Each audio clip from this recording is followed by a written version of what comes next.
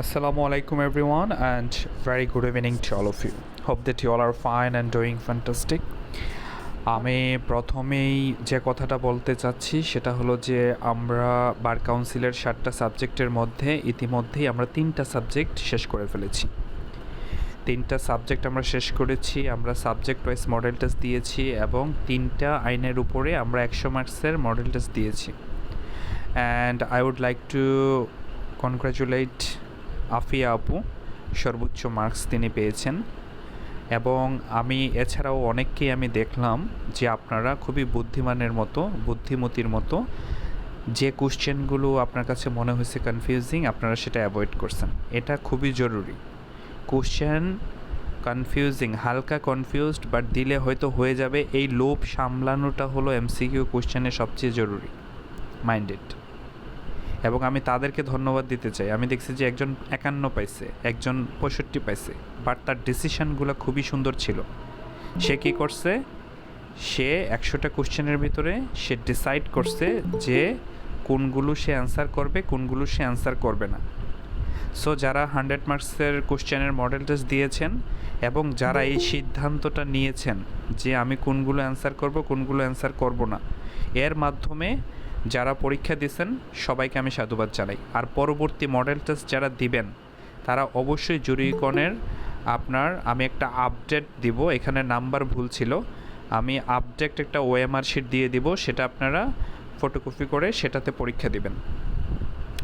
আর আপনাদের সবার দৃষ্টি আকর্ষণ করতে চাই আমাদের চট্টগ্রাম ল টেম্পল কলেজের আয়েশা আপু, ওনাকে আমি আসলে অনেক ধন্যবাদ জানাই। আমি যখন বললাম যে আপনারা কেউ ওএমআর শিট ছাড়া পরীক্ষা দিবেন না, তখন উনি করছে কি, উনি হাতে ওএমআর শিট বানায় নিছে, আমি গ্রুপে দিছি আপনাদের হোয়াটসঅ্যাপ গ্রুপে। মানে স্পিড দেখেন কাকে বলে।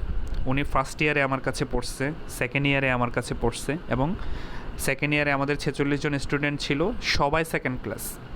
একটা জিনিস হলো সবাইকে নিয়ে এগিয়ে যাওয়ার ভিতরে যে একটা শান্তি, সেটা আমি এখানে পাইছি যে 46 জনের 46 জনই আপনার সেকেন্ড ক্লাস। এবং আমি আশাবাদী সামনের দিনগুলোতেও আমাদের যারা বেজ আছে তারাও সেই ধারা অব্যাহত রাখবে। এখন আর কথা বাড়াবো না, আপনারা সবাই মডেল টেস্টগুলো দিবেন। কারণ হলো যে আমরা যেমন বার কাউন্সিল অর্ডার আমরা শেষ করছি, সেটার সাবজেক্ট ভিত্তিক মডেল টেস্ট নিছি, তারপরে তামাদি আইন এবং আপনার সুনির্দিষ্ট প্রতিকার আইন আমরা শেষ করছি এবং কোশ্চেন অ্যানালাইসিস করছি, দেন আমরা মডেল টেস্ট দিছি, যার কারণে আমাদের এই সফলতা। এখন আমরা 7টা আইনের ভিতরে আমরা কোথায় আছি, সাক্ষ্য আইনে আছি, মানে চতুর্থ পত্র। আমরা কিন্তু অলরেডি অর্ধেকের উপরে আপনারা শেষ করে ফেলছেন। দ্যাট মিন্স কি, আপনাদের কনফিডেন্স গ্রো আপ হচ্ছে। এখন আমরা সাক্ষ্য আইন নিয়ে আমরা আজকে কি করব, আজকে আমরা সাক্ষ্য আইনের যে 100 কয়টা ধারা আছে কে বলতে পারবেন, দেখি কে 167। এক্সিলেন্ট। 167টা সেকশন সম্পর্কে আমরা একটা থ্রোলি ধারণা নিব। মানে হলো ক্লাসের ভিতরে আমি কিন্তু আজকে কোনো উত্তর আর নিব না, আপনারা সবাই জানেন। আজকে কি করব, শেষের দিক দিয়ে আমি জিজ্ঞেস করব, ঠিক আছে? যার যে কোশ্চেন আপনারা নোট ডাউন করে রাখবেন। বাট 167টা সেকশনের যে পার্টগুলো আছে আমি চেষ্টা করব ওভারঅল আজকে একটা আইডিয়া যেন আমরা নিয়ে যেতে পারি, এবং পরবর্তীতে আমরা পার্ট বাই পার্ট, অথবা যদি না হয় সেক্ষেত্রে আমরা যতটুকু আগানো যায় এতটুকু আমরা জানার চেষ্টা করব, ঠিক আছে? আচ্ছা, তো আসেন এখন এভিডেন্স অ্যাক্ট অথবা দ্য এভিডেন্স অ্যাক্ট 1872, এটা হলো আপনার ব্রিটিশ আমলের একটা আইন, তাই না? আমরা ইতিমধ্যেই পড়ানোর সময় আমরা জানি যে আমার এই 7টা আইনের ভিতরে কোনগুলো মূল আইন, কোনগুলো পদ্ধতিগত আইন, তাই না? মূল আইন কোনগুলো? হ্যাঁ, মনে রাখার সিস্টেমটা কি বলছি? সুদ। ইয়েস, সুদ। এই সুদ দিয়ে আমরা মনে রাখবো যে সুনির্দিষ্ট প্রতিকার আইন এবং দণ্ডবিধি। এর বাহিরে যেগুলো আছে সেগুলো হলো আপনার এই সাক্ষ্য আইনটা তাহলে কী টাইপের আইন? পদ্ধতিগত আইন। ইয়েস, পদ্ধতিগত আইন, ঠিক আছে? এখন আসেন, এই যে সাক্ষ্য আইনটা আছে এটার খসড়াটা করছিলেন হলো স্যার জেমস স্টিফেন। কে করছে? Sir James Stephen. আর দেখেন এটা প্রবর্তন হয়েছে কত তারিখে? 1872 সালের আইন তো আমরা জানি, এটা প্রবর্তন বা কার্যকর হয়েছে 1 সেপ্টেম্বর। বেসিক কোশ্চেন আসলে এগুলো আসবে। অধ্যায় কয়টা? এখানে টোটাল 11টা অধ্যায় আছে, 167টা ধারা। এই 11টা অধ্যায়ের মধ্যে সন্নিবেশিত। এখন আসেন, এটা কোথায় প্রযোজ্য? এটা দেওয়ানি এবং ফৌজদারি উভয় ক্ষেত্রে প্রযোজ্য। যেমন আপনাদেরকে যখন সুনির্দিষ্ট আইন এবং তামাদি পড়াইছি, তখন আমি একটা ট্রায়াঙ্গেলের কথা বলছি। এই ট্রায়াঙ্গেলটা কে বলতে পারবেন? সম্পর্কিত ট্রায়াঙ্গেল বলেন। সুনির্দিষ্ট প্রতিকার আইন, তামাদি আইন আর দেওয়ানি কার্যবিধি, এটা হলো ট্রায়াঙ্গেল। হ্যাঁ ফারহান আপু, দেওয়ানি কার্যবিধি। হ্যাঁ না, দণ্ডবিধি আর ফৌজদারি। সাক্ষ্য আইন আমি বললাম যে দেওয়ানি এবং ফৌজদারি উভয়ের ক্ষেত্রে প্রযোজ্য।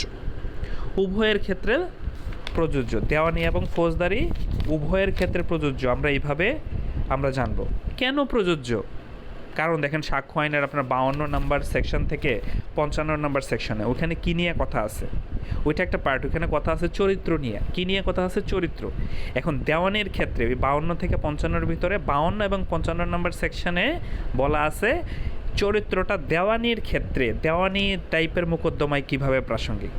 আর ওই 52 থেকে 55, 53 এবং 54 নম্বর সেকশনে আছে যে কখন ফৌজদারির সঙ্গে প্রাসঙ্গিক। তাহলে এই সাক্ষ্য এবং সাক্ষীর যে ব্যাপারগুলো আছে এগুলো দেওয়ানি এবং ফৌজদারি দুইটার সঙ্গেই রিলেটেড। তাহলে আমি যদি মোটা দাগে মনে রাখতে চাই, তাহলে আমি এভাবে মনে রাখব যে আমার সাপোজ সুনির্দিষ্ট প্রতিকার আইনের 8 নম্বর ধারায় সত্য পাওয়া দরকার।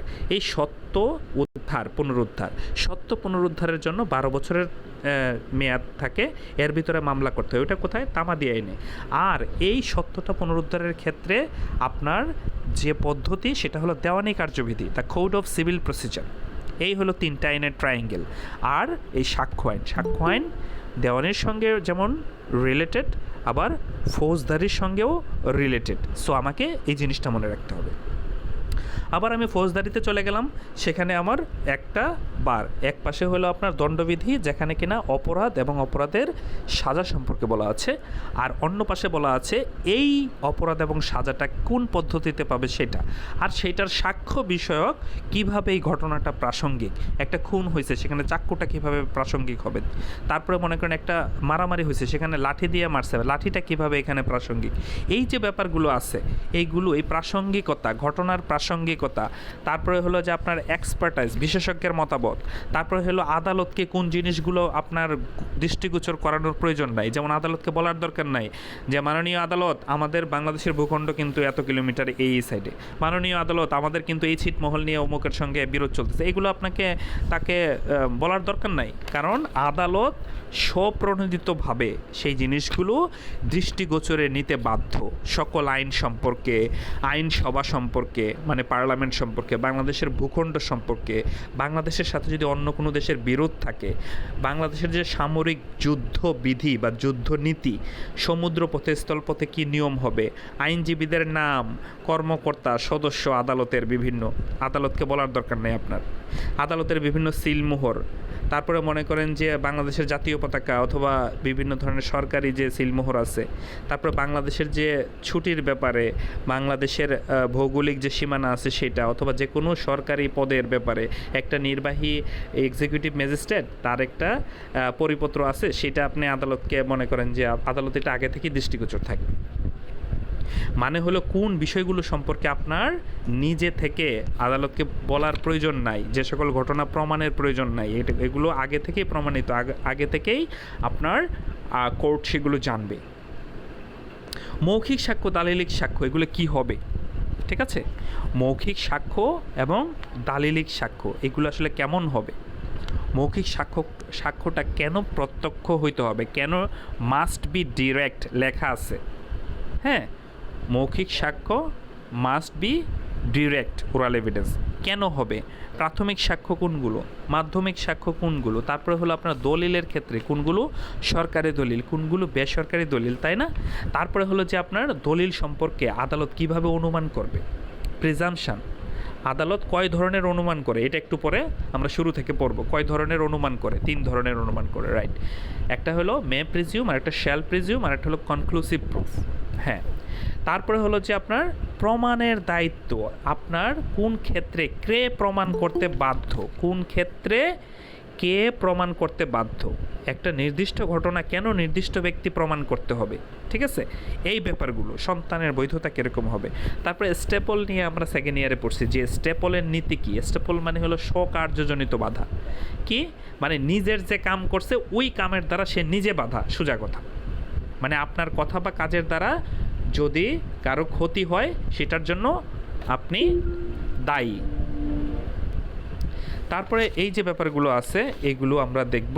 তারপরে দেখেন আপনার একজন মানুষ কে সাক্ষ্য দিতে পারবে, বোবা সাক্ষী কখন গ্রহণযোগ্য, কখন একটা বাচ্চার সাক্ষী গ্রহণযোগ্য হবে, এই ব্যাপারগুলো এখানে আছে, তাই না।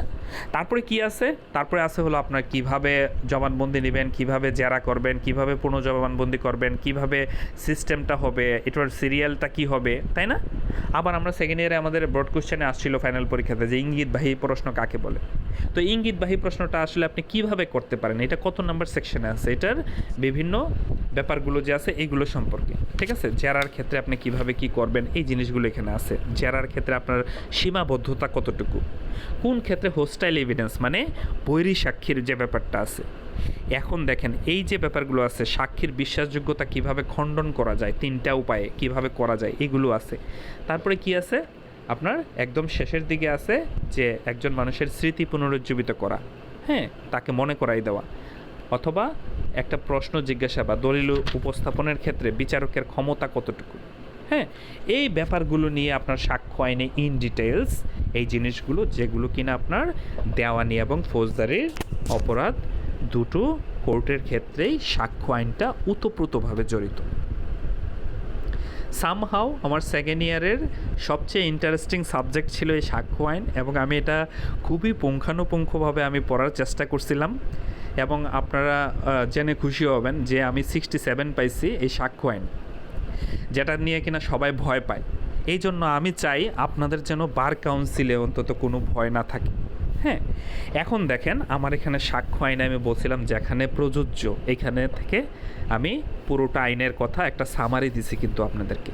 যারা কিনা আজকের ক্লাসে প্রথম থেকে আসেন তারা ইতিমধ্যেই কি পাইছেন, একটা ইন ডিটেল সামারি পাইছেন যে সাক্ষ্য আইনের আসলে কোন কোন আসপেক্টস নিয়ে, how it is deals with the different aspects of ফিনোমেনা, বিভিন্ন দিক বিষয়গুলো নিয়ে কিভাবে এটা ইভলভিং হচ্ছে, কিভাবে ঘুরতেছে, এই জিনিসটা একটা ধারণা দিতে পারছি আশা করি। এখন আসেন এটা প্রযোজ্য দেওয়ানি আদালতে, ফৌজদারি আদালতে, মানে দেওয়ানি কার্যবিধি যে পদ্ধতিগত আইন আছে এবং ফৌজদারি কার্যবিধি যে পদ্ধতিগত আইন আছে, এই দুইটার ক্ষেত্রে এই সাক্ষ্য আইনটা ওতপ্রোতভাবে জড়িত। আমার এখানে কোশ্চেনে এমসিকিউতে আসে যে কোন ক্ষেত্রে প্রযোজ্য না, কোন ক্ষেত্রে প্রযোজ্য না, সেটা আমাকে ভালোভাবে মাথার ভিতরে নিয়ে রাখতে হবে। ফার্স্ট অফ অল আপনার ডিফেন্স বলতে বোঝায় প্রতিরক্ষা বাহিনীতে যে তিনটা বাহিনী আছে। আমরা আমাদের দেশে একটা ভুল প্রচলিত ব্যাপার আছে যে কেউ আপনার পুলিশে থাকুক, আনসারে থাকুক, বিজিবিতে থাকুক, কোস্টগার্ডে থাকুক, বলে যে ডিফেন্সে চাকরি করি। না, ডিফেন্স অর্থটা কি? প্রতিরক্ষা মন্ত্রণালয় আলাদা, স্বরাষ্ট্র মন্ত্রণালয় আলাদা। যে চারটা ফোর্সের কথা বললাম এখন তারা হলো স্বরাষ্ট্র মন্ত্রণালয়, মানে নিজ দেশের ভূখণ্ড, নিজ দেশের উপকূলীয় সীমানা, নিজ দেশের ভিতরে আনসার এবং পুলিশ দিয়ে আপনার দেশের ভিতরের মানুষদেরকে নিয়ম মানানো। বাট সেনা, নৌ এবং বিমান, that is the different thing. তাদেরকে ডিফেন্স বলা হয়, প্রতিরক্ষা বলা হয়, কারণ তাদের তিনজনের আলাদা আইন আছে এবং তারা কি দেশের যুদ্ধনীতির সঙ্গে সম্পর্কিত। দ্যাট ইজ ওয়াই প্রতিরক্ষা মানে নিজ দেশকে রক্ষার সাথে তারা জড়িত। যেমন আর্মি অ্যাক্ট 1952, নেভাল অ্যাক্ট বা নেভাল ডিসিপ্লিনারি অর্ডিন্যান্স আপনার 1961, আর এয়ারফোর্স অ্যাক্ট 1953। সো এই সমস্ত আইনে এই তিন ফোর্সের ক্ষেত্রে তাদের নিজস্ব যে নীতিমালা আছে সেটা অনুযায়ী তাদের কোর্ট মার্শাল হয়, সামরিক আদালত হয়, এবং সেইখানে এই সাক্ষ্য আইনটা নর্মালি প্রযোজ্য না, ইউজুয়ালি প্রযোজ্য না, সাধারণত প্রযোজ্য না। বিশেষ ক্ষেত্রে প্রযোজ্য হইতে পারে, সেটা আলাদা বিষয়, বাট নর্মালি যেগুলো প্রযোজ্য না। বিচার আদালতে আপনার যে দাখিলকৃত যে হলফনামা আছে, অ্যাফিডেভিট আছে, ওই অ্যাফিডেভিটের ক্ষেত্রে, কারণ একজন দেখা যায় নোটারি পাবলিক করছে, অ্যাফিডেভিট করছে, ওই অ্যাফিডেভিটে আপনার সাক্ষ্য আইনের পেজ দিয়ে আপনি বললেন যে এটা হবে না, এটা করতে পারবেন না, কারণ এটার ক্ষেত্রে সাক্ষ্য আইনটা নট অ্যাপ্লিকেবল। ঠিক আছে। তারপর আরবিট্রেটর সালিসির বিচারের ক্ষেত্রে, তারপরে মেডিয়েটর মধ্যস্থতার ক্ষেত্রে, ঠিক আছে। তারপরে হলো প্রশাসনিক যে ট্রাইব্যুনাল আছে সেগুলোর ক্ষেত্রে, বিভাগীয় তদন্তের ক্ষেত্রে। সো এই জিনিসগুলো আপনাকে মনে রাখতে হবে যে কোন কোন ক্ষেত্রে সাক্ষ্য আইনটা অ্যাপ্লিকেবল না। এখন আসেন আমার নাম্বার সেকশন 3। সেকশন 3-তে কী বলা আছে? সেকশন 3-তে there have different kind of definition. আপনার সাক্ষ্য আইনের সঙ্গে আদালতটা কি, কখন ঘটনা, কখন সেটা প্রাসঙ্গিক ঘটনা, কখন বিচার্য বিষয়, হ্যাঁ, তারপরে দলিল, হ্যাঁ, সাক্ষ্য প্রমাণ, এগুলোর যে ডেফিনেশনগুলো আছে। হ্যাঁ, আদালত বলতে বোঝায় সকল বিচারক, সকল ম্যাজিস্ট্রেট। সকল বিচারক ম্যাজিস্ট্রেট কেন বলছে? কারণ দেওয়ানি আদালত, ফৌজদারি আদালত, এখানে আপনার জাজ, আর ম্যাজিস্ট্রেট কোথায়? ফৌজদারির যে বিচারগুলো হয় চিফ জুডিশিয়াল ম্যাজিস্ট্রেট আদালতে। সেখানে ইতিমধ্যে যারা আগের ক্লাসগুলো করছেন তারা আদালত সম্পর্কে একটা ধারণা ইতিমধ্যে আপনারা পাইছেন যে জুডিশিয়াল, চিফ জুডিশিয়াল যে আদালত আছে সেখানে 4 ধরনের ম্যাজিস্ট্রেট থাকে। আবার সেই চিফ জুডিশিয়াল যখন মেট্রোপলিটনে আসে তখন তার নাম হয় metropolitan, CGM, CMM, chief metropolitan magistrate. তখন তার নিচে থাকে মেট্রোপলিটন ম্যাজিস্ট্রেট। তো এখানে এই জন্য বলা হয়েছে জাজ, ম্যাজিস্ট্রেট এবং আইনগতভাবে সাক্ষ্য গ্রহণের ক্ষমতাপ্রাপ্ত সকল ব্যক্তি। সাক্ষ্য গ্রহণের জন্য সরকার কর্তৃক আপনার যে কোনো ফার্স্ট ক্লাস অফিসারকে কি দিতে পারে? সাক্ষ্য গ্রহণের ম্যাজিস্ট্রেসি পাওয়ার দিতে পারে। যেমন কিছুদিন আগে জরুরি অবস্থার সময় সামরিক বাহিনীর ক্যাপ্টেন এবং তদঊর্ধ্ব তাদের ম্যাজিস্ট্রেসি পাওয়ার দেওয়া হয়েছিল। আবার দেখেন ঘটনা বলতে কি বোঝায়? ঘটনা বলতে সেই জিনিসটাকে বোঝায় ফ্যাক্ট, যেটা কিনা কোনো কিছু দেখা, কোনো কিছু শোনা, কোনো কিছু স্পর্শ করা। ঠিক আছে, এই জিনিসগুলোকে বলা হবে ফ্যাক্ট। হ্যাঁ, এটা হলো সেন্স, যেমন 5টা 6টা সেন্স আছে, এইগুলোর মাধ্যমে যে জিনিসগুলো কোনো কিছু দেখা, কোনো কিছু শোনা, কোনো কিছু স্পর্শ করা, এগুলোকে আমরা বলবো ফ্যাক্ট বা ঘটনা। আর রেলেভেন্ট ফ্যাক্ট কখন বলবো? রেলেভেন্ট ফ্যাক্ট প্রাসঙ্গিক ঘটনা, যেটা কিনা 5 নম্বর সেকশন থেকে শুরু করে 55 নম্বর সেকশন পর্যন্ত বিশাল একটা পার্টে আলোচনা করছে কখন কোন জিনিসগুলো প্রাসঙ্গিক আদালতের ক্ষেত্রে। রেলেভেন্ট ফ্যাক্ট, হ্যাঁ, তার মানে কি, যখন একটা ঘটনা অন্য একটা ঘটনার সঙ্গে আইনের নির্দেশিত যে উপায়গুলো আছে, যে প্রসেসগুলো আছে, সেইভাবে সম্পর্কযুক্ত হয়, তখন সেটাকে আমরা বলবো প্রাসঙ্গিক ঘটনা। আর বিচার্য বিষয় কোনগুলো? আমরা সবাই জানি যে মামলার এমন কোনো ঘটনা যা কোনো অধিকার, দায়, অস্তিত্ব, অনস্তিত্ব প্রমাণ করে, হ্যাঁ, এবং মামলার একটা পক্ষ এটা স্বীকার করবে, আরেকটা পক্ষ অস্বীকার করবে। বিচার্য বিষয় নিয়ে আমি আপনাদের ফার্স্ট ইয়ারে, সেকেন্ড ইয়ারে যখন পড়াইছি তখন অনেকগুলো এক্সাম্পল দিছি যে বাদী এবং বিবাদী যখন থাকবে, যে জায়গাটাতে তারা মতৈক্য না, সেই জায়গাটা হলো ফ্রেমিং ইস্যু, বা আপনার সেইখানে বিচার্য বিষয়। সেটা ফ্রেমিং ইস্যুস একটা হইতে পারে, ফ্রেমিং ইস্যুস 5টা হইতে পারে, 10টা হইতে পারে, ঠিক আছে। এবং আপনার দেওয়ানি মামলা এবং ফৌজদারি মামলায় এই ধরনের বিচার্য বিষয়, আইনগত বিচার্য বিষয় থাকতে পারে, ঘটনাগত বিচার্য বিষয় থাকতে পারে, ঠিক আছে। আর দলিল কোনগুলো? দলিল হইল যে কোনো অক্ষর, সংখ্যা বা চিহ্ন, অক্ষর, সংখ্যা বা চিহ্ন, এগুলোর মাধ্যমে কি, যে কোনো কিছু যদি বর্ণনা করা থাকে কাগজের মধ্যে, সেটাকে বলা হবে দলিল, ঠিক আছে। এখন আসেন সাক্ষ্য আইনের 2022 সালের সংশোধনের মাধ্যমে কোন জিনিসটা অ্যাড হয়েছে, কে বলতে পারবেন? দেখি কে বলতে পারে। যেমন মৌখিক সাক্ষ্য, দলিলিক সাক্ষ্যর বাহিরে আরেকটা জিনিস কি অ্যাড হয়েছে? ইয়েস, আতিক ভাই, ওয়াজেদ ভাই, নাজনীন আপু, থ্যাংক ইউ। এইখানে দেখেন ডিজিটাল বা ইলেকট্রনিক রেকর্ড এখন দলিলের অন্তর্ভুক্ত, মানে হলো আপনার একটা হোয়াটসঅ্যাপের স্ক্রিনশট বলেন, একটা রেকর্ডিংস বলেন, এই জিনিসগুলো এখন সাক্ষ্য হিসাবে অন্তর্ভুক্ত 2022 সালের পর থেকে। তারপরে এভিডেন্সের সংজ্ঞায়িত করা হয়েছে। এভিডেন্স আসলে কয় ধরনের? এভিডেন্স হলো আপনার নর্মালি দুই ধরনের, একটা হলো মৌখিক সাক্ষ্য ওরাল এভিডেন্স, আরেকটা হলো দালিলিক সাক্ষ্য বা ডকুমেন্টারি এভিডেন্স। তাহলে মৌখিক সাক্ষ্যটা কি? বিচার্য বিষয়ের সাক্ষীরা আদালতে যে বিবৃতি প্রদান করার অনুমতি দেয় আদালত এবং সে বলে, সেটা হলো মৌখিক সাক্ষ্য। আর দালিলিক সাক্ষ্যটা হলো আদালত কি করে?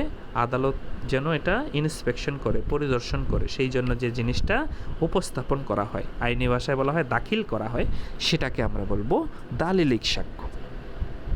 নাও কামস টু অ্যামেন্ডমেন্ট, মানে হলো সংশোধনী যেটা হয়েছে 2022 সালে।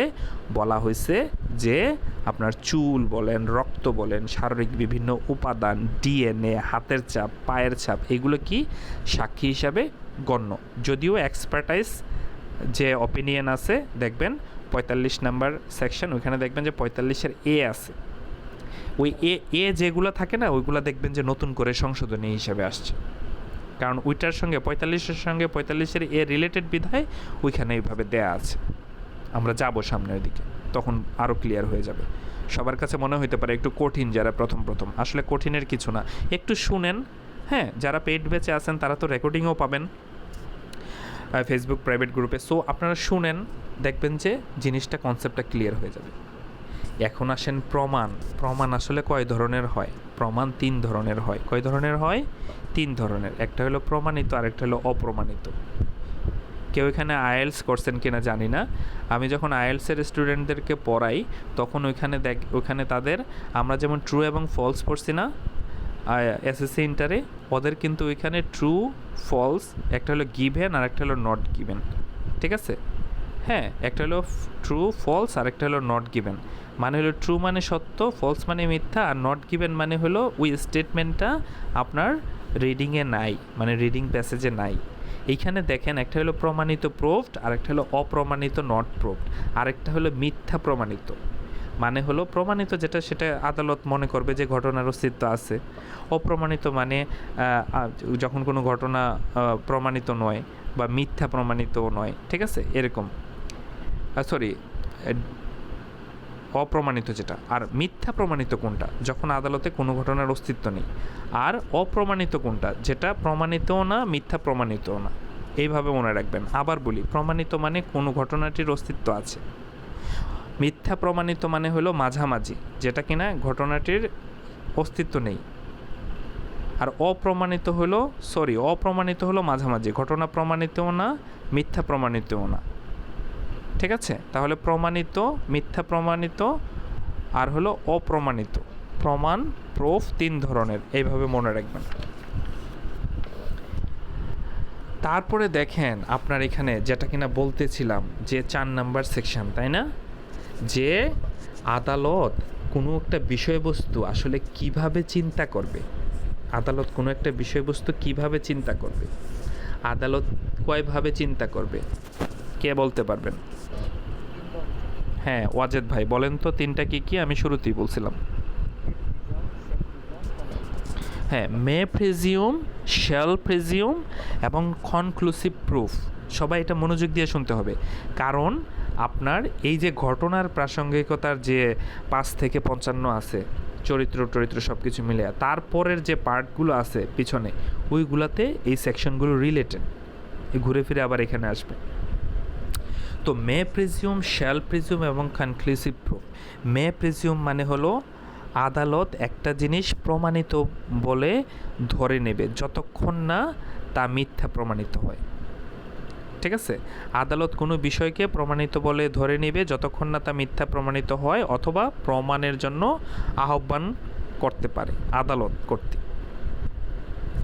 আর শ্যাল প্রেজিউম মানে হলো বাধ্যতামূলক অনুমান, মানে অবশ্যই শ্যাল, মনে রাখবেন শ্যাল কথাটার গুরুত্ব খুবই বেশি। মে মানে হতে পারে, হ্যাঁ, ইউ মে কাম, তুমি আসতে পারো, ইউ শ্যাল বি প্রেজেন্ট, তোমাকে অবশ্যই সেখানে প্রেজেন্ট থাকতে হবে। তো এই যে দেখেন বাধ্যবাধকতামূলক, ঠিক আছে, এখানে কি আদালত কোনো বিষয়ে প্রমাণিত বলে গণ্য করবে যতক্ষণ না তা মিথ্যা প্রমাণিত হয়। এখন আসেন কনক্লুসিভ প্রুফ। হ্যাঁ, কনক্লুসিভ প্রুফ বলতে কি বোঝায়? কনক্লুসিভ প্রুফ মানে হলো চূড়ান্ত প্রমাণ, যেটা কিনা অখণ্ডনযোগ্য, যেটা খণ্ডিত করা যাবে না, এটা অবশ্যই সত্য বলে ধরে নেওয়া হবে, অবশ্যই সত্য বলে ধরে নেওয়া হবে। কোন জিনিসগুলো আমরা উদাহরণ সহ এখানে বলে যাই, ঠিক আছে? যেমন মনে করেন যে রাইট ইন র্যাম, হ্যাঁ বলেন ভাইয়া।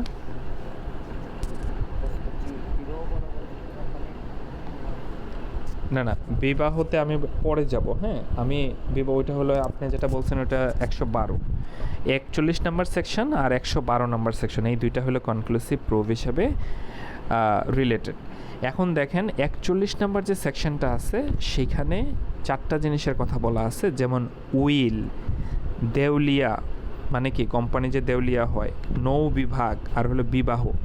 এই জিনিসগুলোর ক্ষেত্রে আমরা ধরে নেব যে কোনো ব্যক্তির আইনগত পরিচয় প্রদানকারী বা তা থেকে বঞ্চিতকারী রায়, আদেশ বা ডিক্রি চূড়ান্ত প্রমাণ হিসাবে গণ্য হয়। এখন এইখানের এই বিষয়গুলো, 4টা বিষয়ের ক্ষেত্রে উইল, দেউলিয়া, নৌ বিভাগ এবং অ্যাডমিরালিটি যেটাকে বলা হয় আর হলো বিবাহ, এই 4টা ক্ষেত্রে এটা হলো অখণ্ডনযোগ্য। আরেকটা অখণ্ডনযোগ্য কি?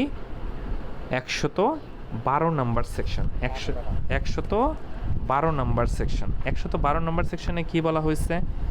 বলা হয়েছে যে বৈবাহিক সম্পর্ক থাকাকালীন যোগাযোগ,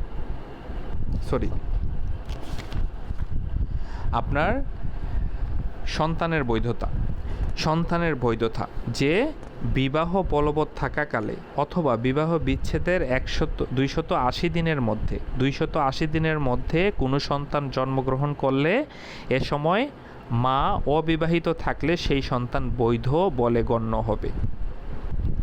হ্যাঁ, গণ্য হবে। এখন দেখেন এই দুইটা জিনিস এতদিন ধরে অখণ্ডনযোগ্য ছিল, বাট 112 নম্বর সেকশনটা কিন্তু এখন খণ্ডনযোগ্য। কেন খণ্ডনযোগ্য? কারণ হলো যদি ডিএনএ টেস্টের মাধ্যমে প্রমাণ হয়, যেহেতু অপশান আছে, সেই ক্ষেত্রে আপনার এই 112 কনক্লুসিভ প্রুফ হলেও খণ্ডনযোগ্য। আর যেগুলো আছে যে মে প্রিজিউম এবং শ্যাল প্রিজিউমের যে ব্যাপারগুলো আছে, মে প্রিজিউম মানে হলো আপনার মনে করেন যে 86-88 নাম্বার সেকশনে ওখানে বলা আছে যে কোনগুলো আপনার মে প্রিজিউম হিসেবে গণ্য হবে।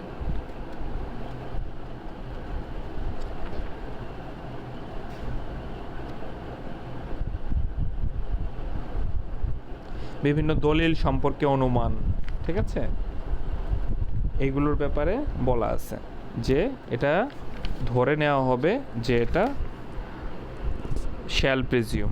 যেমন মনে করেন যে 79 থেকে 85 পর্যন্ত যে ব্যাপারগুলো আছে সেটা হইতে পারে আপনার একটা দলিলের সার্টিফাইড কপি, কোনো স্বাক্ষর রেকর্ড, ডিজিটাল যে কোনো গ্যাজেট, সরকারি ম্যাপ, তারপর মনে করেন আইনের বই, মুক্তারনামা, অ্যাটর্নি অফ পাওয়ার, ঠিক আছে, এগুলোর ক্ষেত্রে ধরে নেওয়া হবে কি যে এটা শ্যাল প্রিজিউম, ঠিক আছে। আর মে প্রিজিউম কোনগুলো? প্রথমটা যেটা সেটা হলো আপনার 30 বছরের পুরনো দলিল, মে প্রিজিউম। হ্যাঁ, তারপরে মনে করেন 5 বছরের পুরনো ডিজিটাল রেকর্ড, ঠিক আছে, এই জিনিসগুলো।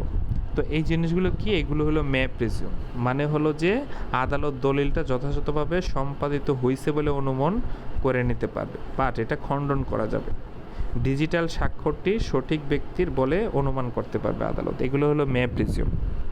তাহলে মে প্রিজিউম, শ্যাল প্রিজিউম এবং কনক্লুসিভ প্রুফ সম্পর্কে আমাদের একটা ভালো ধারণা রাখতে হবে, কারণ হলো এটা থেকে যেমন শর্ট কোশ্চেন হয়, এমসিকিউ হয়, তেমনিভাবে এখান থেকে আপনার ব্রড কোশ্চেন হয়। এই জন্য আমাদেরকে একটা ভালো কনসেপ্ট এখানে রাখতে হবে। এখন আসেন আপনার প্রাসঙ্গিকতার ক্ষেত্রে ঘটনার প্রাসঙ্গিকতা আছে, স্বীকারোক্তি আছে। হ্যাঁ, তারপরে মনে করেন যে স্বীকারোক্তির বিভিন্ন প্রকারভেদ আছে, সাক্ষী হিসাবে আসলে কাদেরকে আপনি সিলেক্ট করবেন, কাদেরকে নিয়ে আসবেন, এইগুলো ব্যাপার আছে। এখন দেখেন আপনার ঘটনার প্রাসঙ্গিকতা। ঘটনার প্রাসঙ্গিকতার ক্ষেত্রে 5 থেকে 12 নম্বর সেকশন, এখানে বলা আছে যে কোন কোন ক্ষেত্রে রিলেভেন্সি অফ ফ্যাক্ট, ঘটনার প্রাসঙ্গিকতা, মানে কোনো বিষয়ে কোন বিষয়ে সাক্ষী দেওয়া যাবে এটা বলা আছে 5 নম্বর সেকশন। শুধুমাত্র বিচার্য বিষয়, প্রাসঙ্গিক ঘটনা বিষয়ে সাক্ষ্য দেয়া যাবে, অন্য কোনো বিষয়ে সাক্ষ্য দেয়া যাবে না এই সেকশনের অনুযায়ী। তাহলে বিচার্য বিষয় কোনগুলো? বিচার্য বিষয় হলো ফ্যাক্ট ইন ইস্যু। আর প্রাসঙ্গিক ঘটনা কোনগুলা?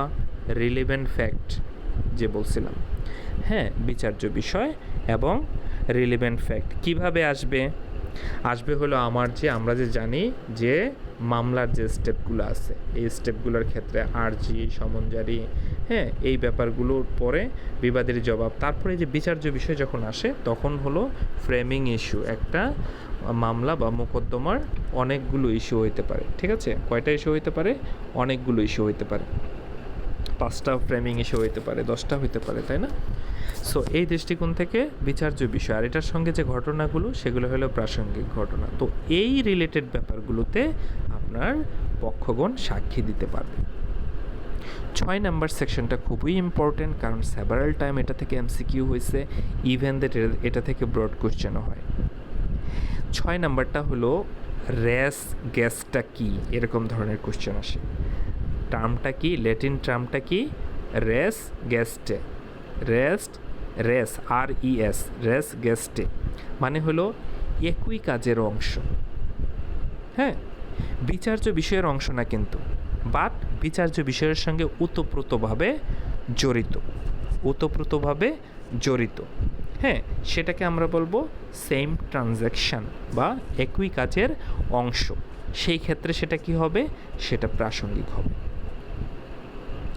এই যে নীতিটা একই কাজের অংশ, যেমন গুলিতে আহত স্ত্রী কর্তৃক পুলিশকে ফোন করে সাহায্য চাওয়া, যে ফোনটা আছে, ওই যে ফোন, এই ফোনটা কি একই কাজের অংশ বা রেস গেস্টটা। তাহলে 6 নাম্বার সেকশনটাতে বলা আছে একই কাজের অংশ কোনগুলো, যে জিনিসগুলো বিচার্য বিষয়ের সঙ্গে সরাসরি সম্পৃক্ত না কিন্তু ওতপ্রোতভাবে জড়িত, একই কার্যধারায় সম্পর্কিত, এটাকে আমরা বলবো রেস গেস্ট। সেকশন 7-এ কি বলছে? যে কোনো উপলক্ষ, কারণ বা ফলাফল, যে ঘটনাগুলোর বিচার্য বা প্রাসঙ্গিক ঘটনার উপলক্ষ, কারণ, ফলাফল, ঠিক আছে, সৃষ্টি করে। হ্যাঁ, আপনার বিচার্য বা প্রাসঙ্গিক যে ঘটনাটা আছে, বিচার্য যে বিষয়টা আছে, সেটার সঙ্গে কি বিভিন্ন উপলক্ষ, কারণ বা ফলাফল বা সুযোগ সৃষ্টি করে, সেগুলো কি হবে? প্রাসঙ্গিক। যেমন মনে করেন খুনাখুনি হয়েছে, সেখানে ধস্তাধস্তির চিহ্ন আছে, তাহলে ওই ধস্তাধস্তির চিহ্নটা কি? চিহ্নটা হলো একটা ফলাফল, কজ বা ইফেক্ট, ঠিক আছে, কারণ বা ফলাফল। সেইটা কি? সেটা হলো আপনার ঘটনার সঙ্গে প্রাসঙ্গিক। আশা করি বুঝতে পারতেছেন, ইম্পর্ট্যান্ট। আবার দেখেন আপনার 8 নাম্বার সেকশন কি বলছে? উদ্দেশ্য, প্রস্তুতি ও আচরণ। উদ্দেশ্য, প্রস্তুতি এবং আচরণ মানে হলো motive, preparation and conduct. Motive, preparation and conduct, এটা কিভাবে প্রাসঙ্গিক হয়, ঠিক আছে? সাক্ষ্য আইনের ক্ষেত্রে কিভাবে এই জিনিসটা প্রাসঙ্গিক হয়। মনে করেন যে এখানে কি আছে? এখানে আপনার সাইদ ভাই, ঠিক আছে, সাইদ ভাই কি করছে? সাইদ ভাই ওয়াজেদ ভাইকে খুন করছে কিনা এটা এখনো প্রমাণিত না, বাট ওই খুনটা হওয়ার পর থেকে সাইদ ভাইয়ের আর পাওয়া যেতেছে না, ঠিক আছে, মানে কি পালায়ে গেছে। এই যে পালায়ে যে গেল, তাহলে কি এইটার সঙ্গে আপনার পূর্ববর্তী বা পরবর্তী যে আচরণ, এটা প্রাসঙ্গিক। তাহলে যেহেতু আচরণের কথা বলছে, মোটিভ, প্রিপারেশন এবং আচরণ, তাহলে এই 3টা ক্ষেত্র, হ্যাঁ, উদ্দেশ্য, প্রস্তুতি, আচরণ, কোশ্চেন এভাবে আসতে পারে যে কয়টা 8 ধারায়, সাক্ষ্য আইনের 8 ধারায় কয়টা বিষয় নিয়ে বলা হয়েছে? 3টা। একটা হলো মোটিভ, প্রিপারেশন এবং কন্ডাক্ট, উদ্দেশ্য, প্রস্তুতি ও আচরণ নিয়ে কথা বলা হয়েছে। ঠিক আছে, তারপরে দেখেন আপনার 9 নম্বর সেকশনে বলা আছে যে টেস্ট আইডেন্টিফিকেশান প্যারেডে, বা এটাকে সংক্ষেপে বলে টিআই প্যারেডে। টিআই প্যারেডে মানে হলো একটা জিনিসকে আপনার শনাক্তকরণ মহড়া বা ব্যাখ্যাকরণ মহড়া, বিচার্য বা প্রাসঙ্গিক ঘটনা, ওই যে ফ্রেমিং ইস্যু, বিচার্য বা প্রাসঙ্গিক ঘটনাকে ব্যাখ্যা বা পরিচয় দানকারীর যদি কোনো ঘটনা প্রাসঙ্গিক হয়, ব্যাখ্যা বা পরিচয় দানকারী, যেমন মনে করেন শনাক্তকরণ মহড়া অবশ্যই ম্যাজিস্ট্রেটের উপস্থিতিতে হইতে হবে। আর ব্যক্তি বা বস্তু যখন শনাক্তকরণ করবে অথবা সময় স্থান নির্ধারণী ঘটনাটা যখন শনাক্তকরণ করা হবে মানে টিআই প্যারেডে, সেটা কি হবে, সেটা হলো বিচার্য বিষয়ের সঙ্গে প্রাসঙ্গিক। তারপরে আসেন অপরাধমূলক ষড়যন্ত্র। অপরাধমূলক ষড়যন্ত্র কোনটা? ষড়যন্ত্রকারীদের মধ্যে যে কোনো একজন যদি ষড়যন্ত্রকারীর কথা, ষড়যন্ত্রকারীর কাজ, ষড়যন্ত্রকারীর লেখা সকলের বিরুদ্ধে প্রাসঙ্গিক হয়, মানে তাদের মধ্যে যদি যে কোনো একজন এই ব্যাপারটা নিজেদের বিরুদ্ধে যদি বলে, ঠিক আছে, সেটা প্রাসঙ্গিক। 11 নাম্বারটা মোস্ট ইম্পর্ট্যান্ট, কারণ 11 নাম্বার থেকে সবসময় কোশ্চেন আসে এবং এটার একটা ল্যাটিন টার্ম আছে, শুনতে খুবই ভালো শোনায়, প্লিয়ে অফ এলএবি। প্লিয়ে অফ এলএবি মানে হলো যে আসামি আছে সে আসলে ঘটনাটা যখন ঘটছে, মানে এটার মূল বাংলাটা হলো আরেক জায়গায় থাকার অজুহাত। হ্যাঁ, অন্যত্র উপস্থিত থাকার অজুহাত মানে হলো সে এখানে ছিল না। যে ঘটনা কোনো বিচার্য বা প্রাসঙ্গিক ঘটনার অস্তিত্বকে অত্যন্ত সম্ভাব্য বা অসম্ভাব্য করে তোলে, তখন সেটা প্রাসঙ্গিক। কীরকম? যেমন মনে করেন সে বলল যে এই সময়টাতে সে অজুহাত দিল যে আমি এখানে ছিলাম না, সেইটা সাক্ষ্য আইনের 103 নম্বর সেকশন অনুযায়ী, যেমন প্রমাণের দায়ভার 101 থেকে 112-14 পর্যন্ত। সো ওইখানে আপনার বলা আছে 100 প্রমাণের দায়ভার, বার্ডেন অফ প্রুফ, সেখানে বলা আছে 103 ধারায় কোনো ব্যক্তি যদি এই ধরনের অজুহাত দেয় সেটা প্রমাণের দায়িত্ব আদালতে তারই। প্লে অফ এলএবি, এবং প্লে অফ এলএবি নিয়ে আমি একটা উদাহরণ দিয়েছিলাম, কার মনে আছে, কে বলতে পারবেন? কারো মনে নাই? কেউ বলতে পারতেছেন না? ভাইয়া প্লি অফ এলইবি বলতে হচ্ছে যে কোনো একটা জায়গায় অকারেন্স ঘটছে, সাপোজ চট্টগ্রামে অকারেন্স ঘটছে, যে টাইম অকারেন্স ঘটছে সেই টাইমে আমি চট্টগ্রামে ছিলাম হই না, আমি ছিলাম ঢাকা বা আমার ওয়ার্কিং স্টেশনে ছিলাম, সেটা যদি প্রুফ দেখাইতে পারি সেটাই মানে মানে সেটাকে মূলত প্লি অফ এলইবি হিসেবে গণ্য হবে। এক্সিলেন্ট আতিক ভাই, অনেক সুন্দর হয়েছে। একটা উদাহরণ দিতে পারবেন কিভাবে প্রমাণ করবেন? সাপোজ একটা মার্ডার হয়েছে, সেখানে আমাকে ইনভলভমেন্ট করছে বা আমাকে একিউজড করছে, তো সাক্ষী প্রমাণে দেখা যাচ্ছে যে আমি ওই টাইমে আমি ঢাকায় মানে আমার ওয়ার্কিং স্টেশনে আমার এখানে অ্যাটেন্ডেন্স আছে, ওই টাইমে যে আমি ওখানে চাকরিরত অবস্থায় ছিলাম, তাহলে সেটা আমি পরিত্রাণ পাবো। এক্সিলেন্ট। এখন আমরা সুন্দর আতিক ভাই, অনেক ভালো হয়েছে। হুম 2024 না 23-এ যেন হুম এই ধরনের একটা মামলা হয়েছিল, তখন যে ব্যক্তির নামে অভিযোগ করা হয়েছিল হুম উনি ঢাকাতে ছিলেন, উনি সরাসরি মিডিয়াতে চলে আসছেন যে না লাইভে। আমি এটাও আমি বলছিলাম, আমি এটাই খুঁজতেছি। হ্যাঁ, আমি এটাই শুনতে চাচ্ছিলাম, কারণ এটা আমি সেভারাল টাইম বলছি, লাইভে চলে আসতে হবে। ঠিক আছে, আরও কত কত প্রযুক্তি বের হবে, তখন আমাদেরকে ওইগুলো ইউজ করতে হবে। কারণ কি? কারণ এখন ডিজিটাল যে সাক্ষ্য আছে সবগুলোই কিন্তু আপনার সাক্ষ্য হিসাবে গ্রহণযোগ্য। আচ্ছা, এটা গেল ক্ষতিপূরণ নির্ধারণ। ঠিক আছে, ক্ষতিপূরণ নির্ধারণের যে ব্যাপারটা আছে, কোনো মামলায় ক্ষতিপূরণের পরিমাণ নির্ধারিত করতে হয়, সেই পরিমাণ নির্ধারণের সহায়ক সকল ঘটনা প্রাসঙ্গিক। মানে হলো কোনো মামলায় দেওয়ানির ক্ষেত্রে যে মামলায় ক্ষতিপূরণের পরিমাণ নির্ধারণ করা জরুরি বা করতে হয়, সেই পরিমাণ নির্ধারণের ক্ষেত্রে যদি কোনো ঘটনা সেটা নির্ণয় করতে সহায়ক হয়, সেটা কি হবে? সেটা বিচার্য বিষয়ের সঙ্গে প্রাসঙ্গিক হবে। এটা হলো আপনার প্রাসঙ্গিকতা, ঘটনার প্রাসঙ্গিকতা। বিভিন্ন ঘটনা কিভাবে প্রাসঙ্গিক, এইটা 5 নম্বর থেকে 12 নম্বর সেকশন পর্যন্ত বললাম। আপনারা রেকর্ডিংটা শুনতে হবে, ঠিক আছে? তাহলে দেখবেন যে ক্লিয়ার হয়ে গেছেন। এবং আপনারা যদি ছোট ছোট করে লিখে রাখেন, যে কাজটা আমি করার চেষ্টা করি, যেমন মনে করেন 5 নম্বর সেকশনটা সেটা হলো বিচার্য বিষয় এবং প্রাসঙ্গিক ঘটনা নিয়ে বলছে। 6 নম্বর সেকশনটা জাস্ট রেস গেস্টটা লিখে রাখবেন, তাহলে দেখবেন মাথার ভিতরে সব চলে আসছে যে এই ল্যাটিন টার্মটা নিয়ে যেন কী বলছিল জিলানি ভাই। হ্যাঁ, তারপরে দেখেন 7 নম্বরে হলো 3টা উপলক্ষ, কারণ, ফলাফল। উপলক্ষ, কারণ, ফলাফল। খুন করছে দস্তাদস্তের চিহ্ন, সেটা কিভাবে প্রাসঙ্গিক, সেটা হলো ওই কারণ বা ফলাফলের ভিতরে পড়ে। এই 3টা জিনিস, উপলক্ষ, কারণ, ফলাফল, ধারা 7। এই 7 থেকে যদি আসে, অপশান যদি 4টা থাকে, তাহলে এই 4টার ভিতরে এই 3টা দেয়া থাকবে, তারপরে লাস্টে লেখা থাকবে সবগুলোই, ঠিক আছে? তারপরে দেখেন 8 নম্বর সেকশন, উদ্দেশ্য, প্রস্তুতি, আচরণ। উদ্দেশ্য, প্রস্তুতি, আচরণ, মোটিভ, প্রিপারেশন, কন্ডাক্ট, ঠিক আছে? তারপরে হলো টিআই প্যারেডে, টিআই প্যারেডে, ঠিক আছে? যে কোনো ঘটনা, হ্যাঁ, সময়, স্থান কীভাবে বর্ণনা করে প্রাসঙ্গিক করা হয়। তারপরে হলো যে অপরাধমূলক ষড়যন্ত্র, ষড়যন্ত্র যে কোনো কথা কাজ লেখা, কথা কাজ লেখা যেটার সকলের বিরুদ্ধে হয়।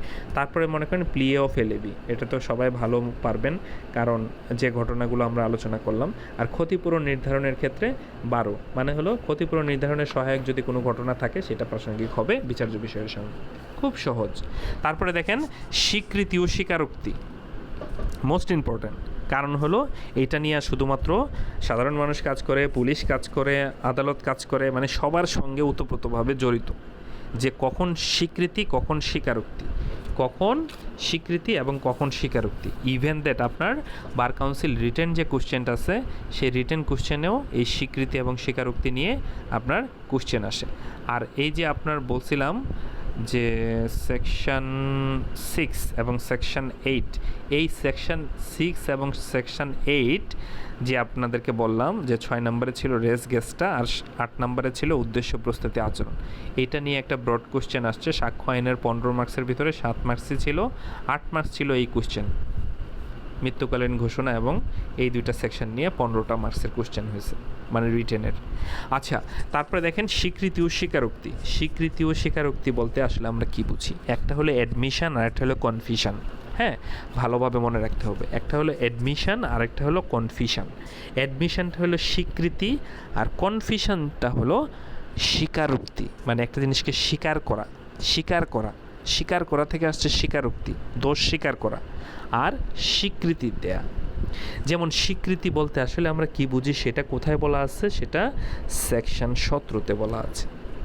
সেটা আপনার মৌখিক বিবৃতি হইতে পারে, দালিলিক হইতে পারে, অথবা ডিজিটাল যেহেতু হইতে পারে। এই 3টা কীভাবে মনে রাখবেন?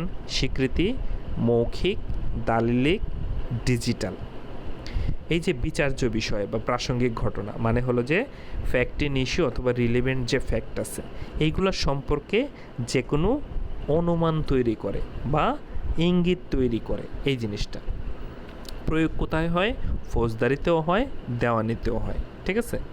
আচ্ছা, তারপরে দেখেন স্বীকৃতি এবং স্বীকারোক্তির মধ্যে সম্পর্ক। তাহলে কনফিউশন শুরু হয়েছে 24 নম্বর সেকশন থেকে, আর স্বীকৃতি শুরু হয়েছে 17 থেকে। মনে রাখবেন 17 থেকে স্বীকৃতি আর 24 থেকে 28 পর্যন্ত স্বীকারোক্তি। এখন দেখেন এই যে স্বীকৃতি এবং স্বীকারোক্তির ভিতরে সম্পর্ক কী? সম্পর্ক হলো সকল স্বীকারোক্তি স্বীকৃতি, মানে সকল কনফিউশনই হলো অ্যাডমিশন, কিন্তু সকল অ্যাডমিশন কনফিউশন না, মানে সকল স্বীকৃতি স্বীকারোক্তি না। হ্যাঁ, কারণ হলো স্বীকারোক্তি শুধুমাত্র ফৌজদারি মামলার দোষ স্বীকারের সাথে সম্পর্কিত। ফৌজদারি মামলার দোষ স্বীকার করছে ম্যাজিস্ট্রেটের কাছে, যখন আপনার ফৌজদারি মোকদ্দমায় যখন ম্যাজিস্ট্রেট ফৌজদারি কার্যবিধির 200 নম্বর সেকশন অনুযায়ী যখন জবানবন্দি নেবে, তখন যদি সে কনফিউশন করে, ওই স্বীকারোক্তি কথা বলা হয়েছে, যে স্বীকারোক্তি শুধুমাত্র ফৌজদারি মামলায় দোষ স্বীকার সম্পর্কিত, কিন্তু স্বীকৃতিটা দেওয়ানি ফৌজদারি উভয় ক্ষেত্রে হইতে পারে। 18 নম্বর সেকশনে আছে যে কারা স্বীকৃতি দিতে পারেন। এই স্বীকৃতি অ্যাডমিশন কারা দিতে পারেন? খুবই সহজ, মামলার যে পার্টি আছে, পক্ষগণ, বাদী হইতে পারে, বিবাদী হইতে পারে। তাহলে কি পক্ষগণ বা তাদের প্রতিনিধি, মানে মামলার যে পার্টি আছে যে কোনো এক পক্ষ, হ্যাঁ, অথবা তাদের প্রতিনিধি। আরেকটা হলো এই মামলার বিষয়বস্তুতে যার ইন্টারেস্ট আছে, মানে স্বার্থ আছে, সেই টাইপের ব্যক্তি। আর কি? আর হলো প্রতিনিধিত্বমূলক মামলা। প্রতিনিধিত্বমূলক মামলা মানে যে আছে সে নাই, বাট প্রতিনিধি হিসাবে যখন মোকদ্দমা চালাচ্ছে সেই ক্ষেত্রে বাদী বা বিবাদী তারা স্বীকৃতি দিতে পারবে। ঠিক আছে। 22 নম্বর সেকশনে বলা আছে দলিলের বিষয়বস্তু সম্পর্কে মৌখিক স্বীকৃতি। মানে হলো দলিলের বিষয়বস্তুর ক্ষেত্রে মৌখিক স্বীকৃতিটা কিন্তু প্রাসঙ্গিক না, বাট ব্যতিক্রম কখন? যখন কোনো পক্ষ মাধ্যমিক সাক্ষ্য দেওয়ার অধিকার লাভ করবে, আদালত কর্তৃক অনুমতি দেওয়া হবে, অথবা যখন দলিলের সত্যতা নিয়ে প্রশ্ন উঠবে, সেই ক্ষেত্রে মৌখিক স্বীকৃতি গ্রহণযোগ্য। এই দুইটা ক্ষেত্রে। তারপরে আপনার কি আছে? তারপরে হলো যে আপনার 23 নম্বর সেকশনে দেওয়ানি মামলায় অপ্রাসঙ্গিক স্বীকৃতি। হ্যাঁ, অপ্রাসঙ্গিক স্বীকৃতি মানে হলো যে উইথাউট প্রিজুডিস রুলস, মানে যদি এমন কোনো শর্ত বা চুক্তি থাকে যে স্বীকৃতির বিষয়ে সাক্ষ্য দেওয়া যাবে না, সেই ক্ষেত্রে দেওয়ানি মামলায় অস্বীকৃত স্বীকৃতি বলা হয়। যেমন মনে করেন চুক্তি আইনে আপনার অনুযায়ী এমন কিছু ছিল যে স্বীকৃতির বিষয়ে সাক্ষ্য দেওয়া যাবে না, এটাকে বলা হয় উইথাউট প্রিজুডিস রুলস বা যোগাযোগ। আর স্বীকৃতির চূড়ান্ততা বা চূড়ান্ত যে ব্যাপারটা আছে, যে স্বীকৃতি কোনো চূড়ান্ত প্রমাণ না, স্বীকারোক্তিটা চূড়ান্ত, বাট স্বীকৃতি চূড়ান্ত প্রমাণ না, তবে এটা প্রমাণের ক্ষেত্রে বাধা তৈরি করতে পারে, স্টেপলের মতো স্বকার্যজনিত বাধা, স্টেপলে যে আমরা বলছিলাম।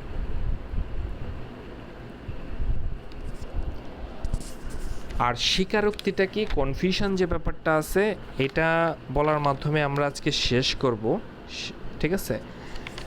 কারণ একঘেয়েমি চলে আসতে পারে। এই স্বীকৃতি এবং স্বীকারোক্তি পর্যন্ত পড়া থাকবে, ঠিক আছে? স্বীকারোক্তি পর্যন্ত পড়া থাকবে। স্বীকারোক্তিটা কি? স্বীকারোক্তির 4টা সেকশন আছে। যেমন কখন পুলিশের কাছে স্বীকারোক্তি দিলে সেটা আদালতে প্রমাণ হিসাবে দাখিল করা যাবে না, আবার কখন পুলিশের কাছে স্বীকারোক্তি দিলে সেটা আদালতে প্রমাণ হিসাবে দাখিল করা যাবে, এই ব্যাপারগুলো নিয়ে এখানে কথা বলা আছে। এবং এখানে 24, 25, 26, 27 এবং 30 সবগুলো সেকশন ইম্পর্টেন্ট। 28টা ইম্পর্টেন্ট কম, কারণ 28টা হলো 24-এর জাস্ট অপোজিট। 24 নম্বর সেকশনে তাহলে কি বলছে এটা আমরা শুনলেই বুঝবো যে কোনো ব্যক্তিকে, হ্যাঁ, তাকে প্রলোভন দেখায়া, হুমকি দিয়া, প্রতিশ্রুতি দিয়া যদি আপনার তার কি আদায় করা হয়, স্বীকারোক্তি, কনফিউশন আদায় করা হয়, সেটা আদালতে কি হবে? সেটা অপ্রাসঙ্গিক, ইরিলেভেন্ট থাকবে। প্রলোভন, ইনডিউসমেন্ট, থ্রেট, হুমকি, প্রতিশ্রুতি, প্রমিস, ঠিক আছে, এগুলোর দ্বারা। এবং 28 নম্বর সেকশনটা আমরা এটার সঙ্গে মিলাই পড়বো। 28 নম্বর সেকশনে কি বলছে? বলছে যে এই উল্লেখিত প্রলোভন, ভীতি বা প্রতিশ্রুতি দূর হয়ে গেলে যদি কাউকে এই প্রলোভন না দেখায়া, হুমকি না দিয়া, প্রতিশ্রুতি না দিয়া যদি স্বীকারোক্তি আদায় করা হয়, সেটা আবার প্রাসঙ্গিক হবে। মানে হলো এই জন্য বলছি 24 আর 28 যারা নতুন অবশ্যই মিলাইয়া পড়বেন, তাহলে সুন্দর মনে থাকবে। 25 নম্বর সেকশনটা ইম্পর্ট্যান্ট, 26টা আরও ইম্পর্ট্যান্ট। 25টা কেন ইম্পর্ট্যান্ট? পুলিশের নিকট স্বীকারোক্তি। আপনি হয়তো মনে করতেছেন যে পুলিশের কাছে আমি স্বীকারোক্তি দিলাম, আমার তো মনে হয় শেষ। না, এইটা তিনি আদালতে অভিযুক্তর বিরুদ্ধে প্রমাণ করতে পারবেন না, এটার কোনো নিয়মই নেই। তবে হ্যাঁ, ব্যতিক্রম আছে, মৃত্যুকালীন ঘোষণা। এবং মৃত্যুকালীন ঘোষণা আমরা সামনে পড়ব। মৃত্যুকালীন ঘোষণার ক্ষেত্রে শর্ত আছে। মৃত্যুকালীন ঘোষণা যে আমার অমুক পুত্রে আমি এত সম্পত্তি দিয়ে দিলাম, এগুলো না।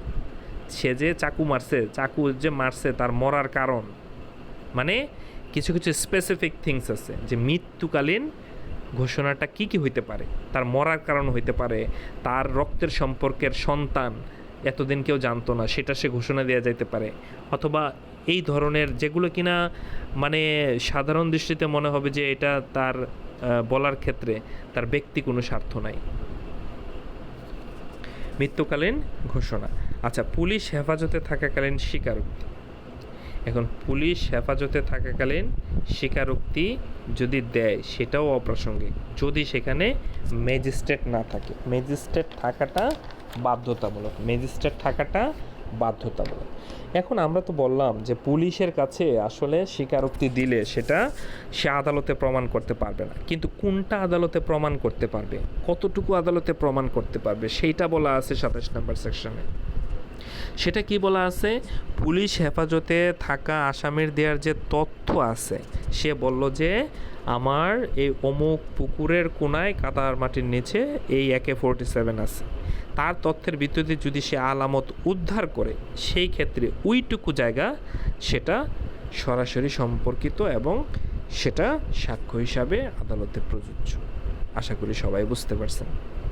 তারপরে দেখেন সহ আসামির স্বীকারোক্তি, মানে একই অপরাধের যৌথ বিচার যখন হবে, হ্যাঁ, ফলাফল কি একজনের স্বীকারোক্তি অন্য সহ আসামির বিরুদ্ধে আদালত বিবেচনায় নিতে পারবে, কনসিডারেশনে নিতে পারবে। হ্যাঁ, যেমন সহ আসামিকে বলা হয় অনেক সময় যে তুমি যদি রাজসাক্ষী হও তাহলে কি তোমার সাজা কমাই দেওয়া হবে, তুমি অপরাধ কারা কারা করছে, কারা কারা জড়িত ছিল স্বীকার কর। এই সহ আসামির স্বীকারোক্তি, বুঝতে পারছেন? আর এই যে মৃত্যুকালীন ঘোষণা যে কথাটা আমি বললাম, যে আপনার কোনো ব্যক্তির সাক্ষ্য, যে ব্যক্তির সাক্ষ্য নেওয়া যায় না তার বিবৃতি কোথায় আছে? 32 নম্বর সেকশনে। মানে হলো যে কোনো ব্যক্তির নিকট এই সাক্ষ্য দেয়া যাবে। 4 শ্রেণীর ব্যক্তির বিবৃতি প্রাসঙ্গিক: মৃত ব্যক্তি, নিখোঁজ ব্যক্তি, অক্ষম ব্যক্তি, অথবা যাকে এখানে আইনার সাক্ষী দেওয়াইতে হলে সেটা সময় সাপেক্ষ। সেটা কি? সময় সাপেক্ষ। ঠিক আছে? 8টা ক্ষেত্রে এই সাক্ষ্য প্রাসঙ্গিক, মানে 8টা ক্ষেত্রের যে কোনো একটা হইতে হবে। সেটা মৃত্যু সম্পর্কিত বিবৃতি, ডাইং ডিক্লারেশন, স্বাভাবিক পেশাগত দায়িত্ব, মানে হলো প্রতিদিন যে কাজগুলো করেন, ডেইলি রুটিন।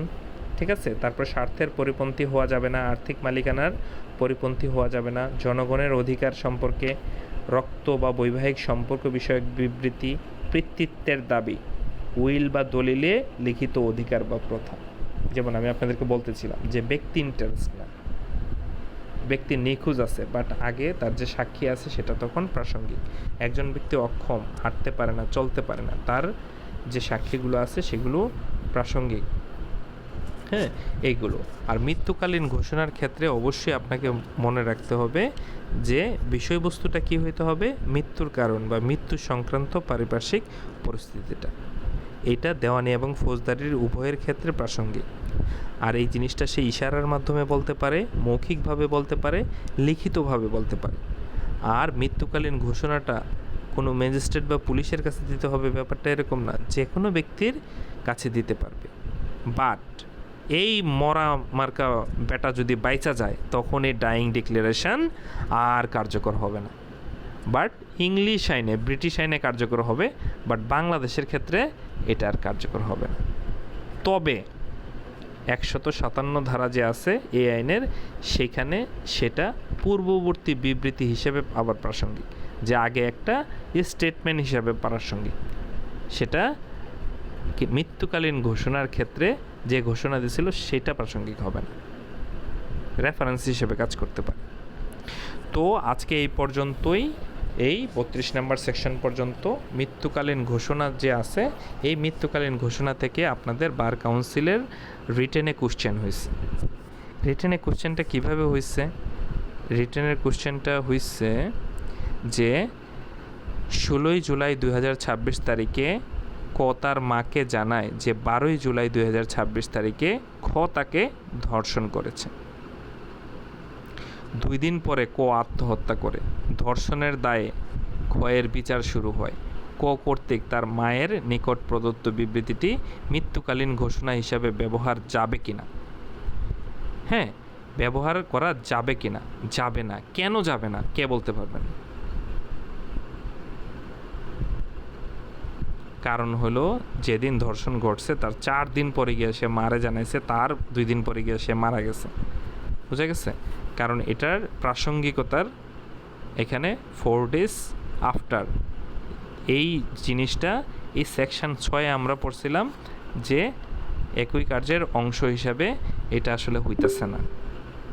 হ্যাঁ বলেন বনিয়ামিন ভাই। সে আত্মহত্যা করেছে, হুম। তো এটা আসলে সে তার যে ঘোষণাটা ছিল সেটা তার ধর্ষণ সম্পর্কে। আর যেহেতু তার মৃত্যু হয়েছে আত্মহত্যার জন্য, যেখানে হচ্ছে মানে সরাসরি এখানে এই তার মৃত্যুর সাথে ওই কারণটা মানে সম্পর্কিত না। হ্যাঁ আমি এটাই বলতেছি যে সেকশন 6 অনুযায়ী যে একই কার্যের অংশ হইতে হবে, রেস গেস্টে হইতে হবে।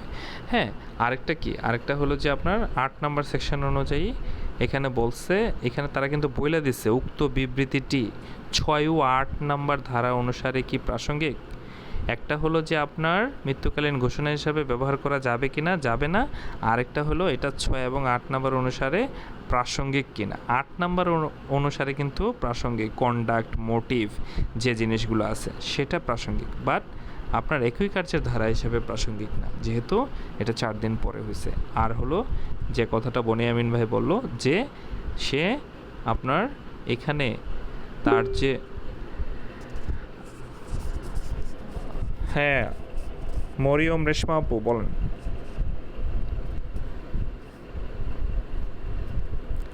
মরিয়ম আপু হাত তুলছেন, কিছু বলতে চাচ্ছেন? ভাইয়া সেকেন্ড ইয়ারের ব্যাচে আমি অ্যাড হতে চাচ্ছিলাম। এটা তো বার কাউন্সিলের ব্যাচ। আমি ক্লাস শেষে আমি ভয়েস নোট দিব। হ্যাঁ আমাকে পার্সোনালি যোগাযোগ করতে হবে। আচ্ছা ভাইয়া সেটা কোথায় নাম্বার কই পাবো? আমি এই গ্রুপেই দেখবেন যে অ্যাডমিনে আছি, জরিকন লেখা আছে। হ্যাঁ আমি ক্লাস শেষে ক্লাসের রিভিউ চাবো সবার কাছে যে ক্লাস কেমন হয়েছে, আপনার মেসেজ সেকশন খুলে দেব একটু পরে। হ্যাঁ আচ্ছা ভাইয়া ঠিক আছে।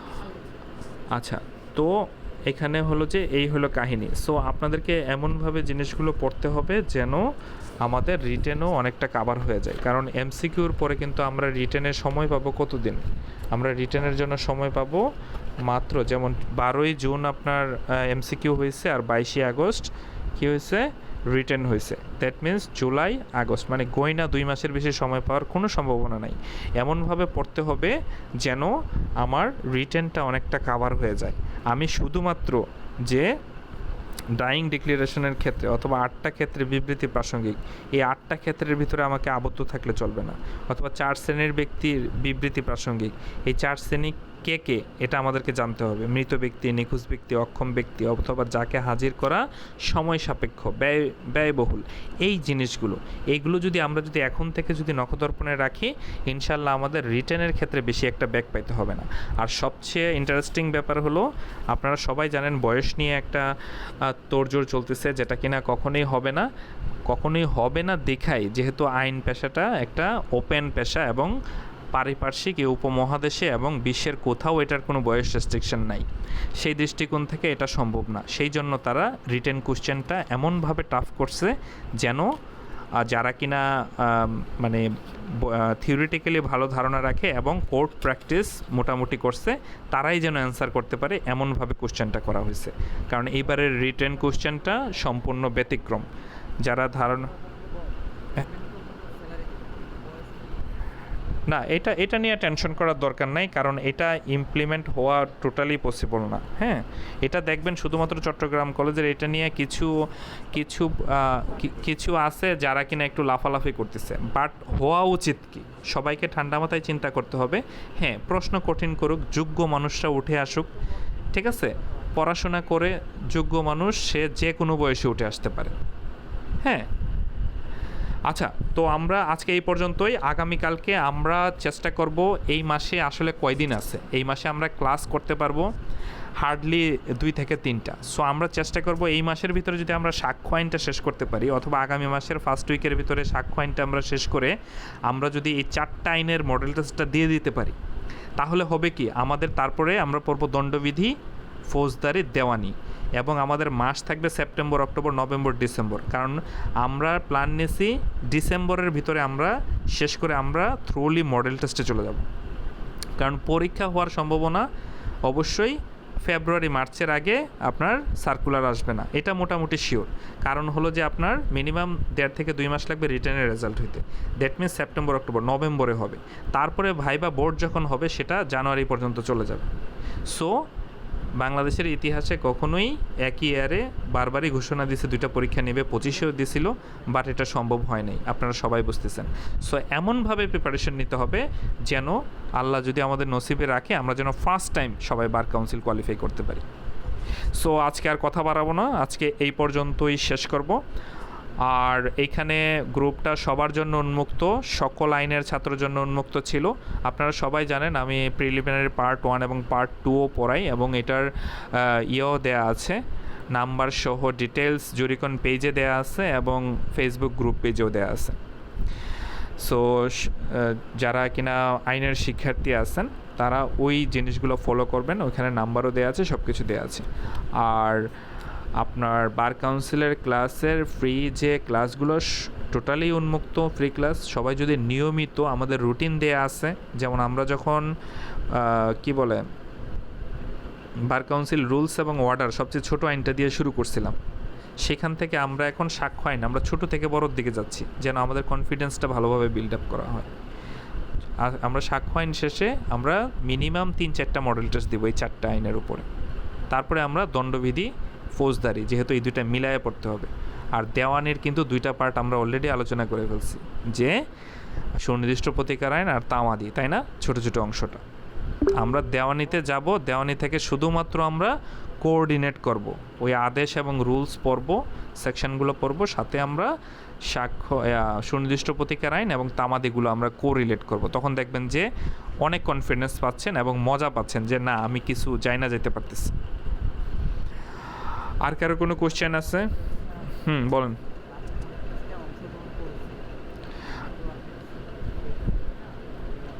না না, পেইড নন পেইড না, আমি সবাইকে ওই মডেল টেস্টটা আমি সবার জন্য উন্মুক্ত রাখছি এবং সবাইকে আমি খাতা দেখছি। শুধু খাতা যারা পরে দিছেন ভাইয়েরা আপুরা, এটা আমার পেইড গ্রুপে অনেকেই দিছে, খাতা পরে দিছে, আমি কিন্তু দেখি নাই। হ্যাঁ, এই তো, এটা তো বলবেন, কারণ দেখেন আজ পেইড ব্যাচেও এখানে অনেকেই আছে পেইড ব্যাচ বলতে যারা রেকর্ডিং ফ্যাসিলিটিগুলো পাচ্ছেন এবং অন্যান্য দিক নির্দেশনাগুলো পাচ্ছেন, এটাই ফ্যাসিলিটি। আর এখানে যে ব্যাপারটা আছে সেটা হলো যারা কিনা ওএমআর ফলো করতেছেন না, কারণ আমার পক্ষে আসলে ওএমআর ছাড়া আমার পক্ষে দেখাটা আসলে সম্ভবই না। আর ওএমআরে পরীক্ষা দিছেন কিন্তু পরে খাতা দিছেন, দেখেন আমি সত্যি কথা বলতে আমি 7 দিনই পড়াই, আমি প্রিলি পড়াই, রিটেন পড়াই, তারপরে বার কাউন্সিল নিয়ে আলোচনা করি, কারণ বার কাউন্সিল এই সবগুলোর 7টা দিন আমার এঙ্গেজড। সো আমার দেখা যায় যে তার বাহিরে আপনি যখন পরে খাতাটা দেন তখন ওইটা আমি দেখব করে আমার আর দেখা হয় না। সো এটা আমাকে আর কেউ দোষ দিতে পারবেন না। নেক্সট টাইম আপনারা একটা কাজ করবেন, আমি ওএমআরের নাম্বার ভুল ছিল, সিরিয়াল নাম্বার বেশ কয়েকটা, সো আমি কারেকশন করে আপনাদেরকে গ্রুপে দিয়ে দিব। আপনারা যে কাজটা করবেন সেই ওএমআরটা আপনারা অবশ্যই পরীক্ষা দিবেন এবং পরীক্ষাটা অবশ্যই ইন টাইমে দেওয়ার চেষ্টা করবেন। সবার কাছে আমার এটা রিকোয়েস্ট, এটা আসলে আপনাদের জন্যই, ঠিক আছে? সো ওয়াজেদ ভাই, আমাকে দোষ দিয়ে লাভ নেই, ঠিক আছে? আচ্ছা, হ্যাঁ, এটা আমি নেক্সট পরীক্ষার আগে অবশ্যই দিয়ে দেবো। আর কারো কোনো কোশ্চেন আছে কিনা? না থাকলে আজকে এখানেই শেষ করতে চাচ্ছি।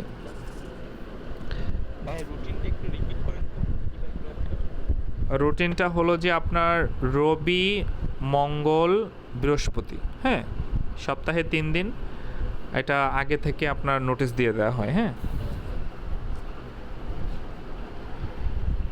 10:30 থেকে। ঠিক আছে, সবাই ভালো থাকেন, আজকে এই পর্যন্তই। আসসালামু আলাইকুম। আর সবাই অবশ্যই কমেন্টস করবেন পরে কেমন ক্লাস হইলো, আমি হোয়াটসঅ্যাপে কমেন্ট সেকশন খুলে দিচ্ছি। হ্যাঁ, ওকে।